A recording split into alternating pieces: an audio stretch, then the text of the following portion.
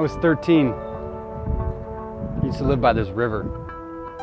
And like all teenage boys, I loved to be by the river. But it was very clear with my parents, one of their rules was that you do not go in the river when they're not home. We used to go to this river to fish, we used to go to hang out, to swim, there was like a rope swing, all that good stuff.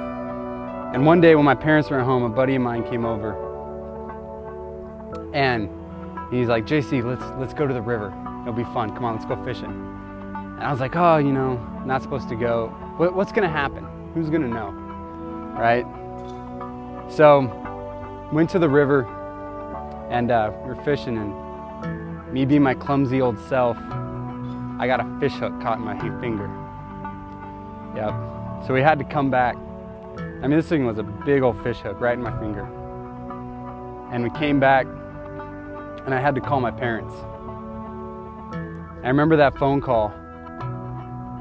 Picked up the phone. Hey, Dad. I got a fish hook caught in my finger. And I remember he asked me very clearly, what happened that you got a fish hook caught in your finger? The Bible opens up in Genesis, the very first book. And God creates everything. He creates the sun, the moon, the earth, the stars. He creates everything. And then he creates it all for these two people, Adam and Eve, and he makes this amazing garden. And in this garden, there's just complete harmony. There's the peace of God there. And even God looks at it and he says, this is good. And in this garden, there's a tree. And he says, just don't eat from this tree.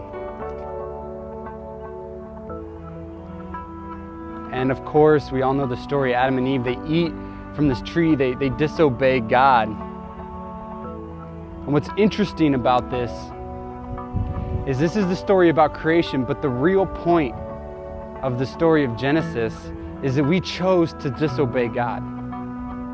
The real point of the story is that we chose not to be with God. See, in the Garden of Eden, God walked. He walked with Adam, he walked with Eve. And they chose no. After they eat the fruit, God comes walking, and he's walking in the garden. And he asks Adam, where are you? See, Adam and Eve, they're hiding from God, and he asks them, where are you? And it's not like God didn't know, right? He's not like he's like hide and seek, you know, ready or not. He knew what happened. He was asking about Adam's heart, Eve's heart. Where are you? A lot like my dad when he asked me the question, well, what happened? See, we had togetherness with God. Humans had togetherness with God in the garden. We were able to walk with him. And we chose that. We chose our own way. We chose the way apart from God. And since then, there's been this separation. So as you read in Genesis, there's just these next just separation from God. I mean, you have the people turn so evil so quickly that God sends a flood to just help. And for the next 10 chapters of Genesis, it's just people's just ultimate fall and their separation. And you can tell that this just tugs at God, it hurts him. And then in chapter 12, God talks to a man named Abram. Now Abram is a little bit older, and he talks to Abram and he gives him this promise. He says, Abram, I'm gonna make you the father of this great nation. And through you, the whole world will be blessed. And he tells him this, that I'm gonna make you this great nation, and your point, your goal in this world is gonna be to bless everyone else. Now, this is interesting because Abram's 75, and he has no children. So he's not really in his peak of his life or in his childbearing years. So he goes, and for the next 26 years, there's nothing. He doesn't have a kid. He even tries to force to have a kid and not with his wife. And by the time he's 100, he gets his first son. God's promise is fulfilled. But he doesn't live long enough to see everything that's happened. But he's known in God's promise to Abram and his people that he's going to make them holy. He's going to make this people to bring the togetherness of God back to the whole world. This is God's plan.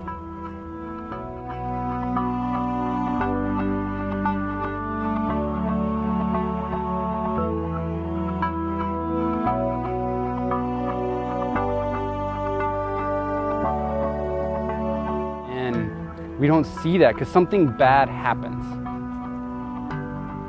But God's people, they increase in number and they multiply, and there's 12 tribes of his people, and they're called Israel, or Hebrews, or Israelites, or Jews, or whatever you want to call them. These people, they get enslaved. And for 430 years, they're in Egypt. At this time, Egypt's an empire, this huge empire. Many people even think that the pyramids were built by Hebrews and the slaves. And this empire is built on slavery, brick by brick by brick. For 400 years, God's people, God's chosen people, the people of Abraham, are just crying out. They're being oppressed, they're being enslaved. I mean, God's promise, where is it? God calls this man Moses. And he tells him, we know the burning bush on Mount Sinai. And he tells him, I have heard my people. I have heard their cry. And in Exodus, we read about this. We read about a God who hears the cry of the people that are being enslaved, and he's going to do something about it. He's ready to do something about it. In Exodus, there's a movement. And he does. God saves his people. He brings his people out of slavery. He brings his people away from this pit, this oppression, this place where they just cry, and he brings them out.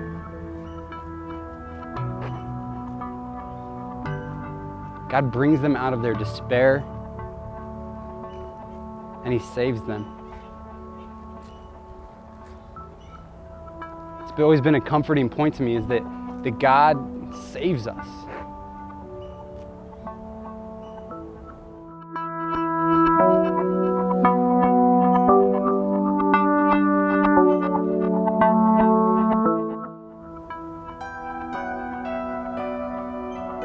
So God rescues his people. He brings them out of this slavery, and he's intentional. He says, we're going to go to Mount Sinai, where Moses got this commission from God. And he says, we're going to go. All of us are going to go. And Moses gathers all of Israel. They go through the Red Sea, you know, if we've seen the movie or whatever. And the whole nation of Israel, 2 million people, are at the base of this mountain. And Moses goes up on top of this mountain, and God says, tell the people to prepare themselves. For the first time ever since then, God speaks to a whole nation. So they prepare themselves for 3 days, and on the third day, God comes down in smoke and surrounds the whole mountain, and he speaks to the people. And this is where we get the 10 Commandments, right? This is where we get the 10 Commandments. God speaks them to the whole nation. But it's interesting. The 10 Commandments, they don't start out with thou shalt not. Thou shalt not, thou shalt not, thou shalt not. They're not a whole bunch of things that they shouldn't do. How the 10 Commandments start is they start with, I'm the Lord your God who brought you out of Egypt, who rescued you. Don't have any other idols. Don't work. And he lays out the 10 Commandments with them. And you know, I used to have a hard time that these were commandments and laws from God. But we have to realize that God, in this point, is talking to slaves. I used to have this goat, right? And on the ranch, it was the only goat I've ever owned.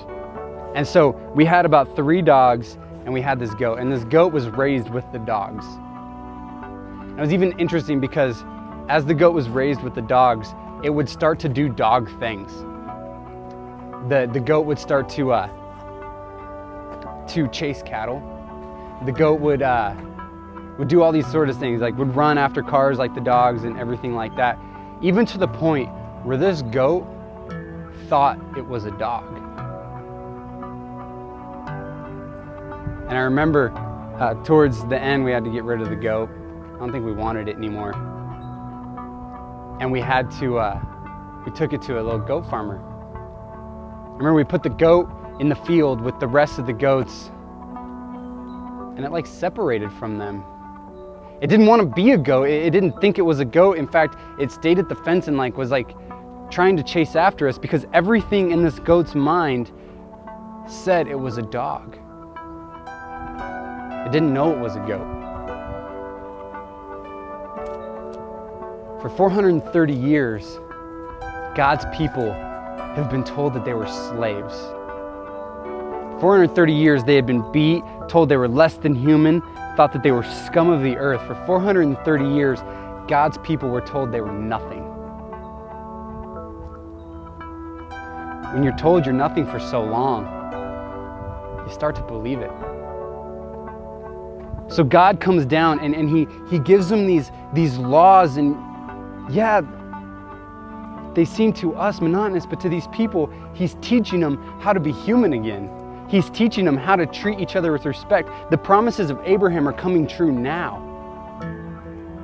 He's teaching them to be a holy people, and what it means by holy is set apart. And he speaks to this whole nation, and he says, you are my people. I am your God. I rescued you. Here's how we should live. Treat each other like humans. You are not slaves. You are my holy people.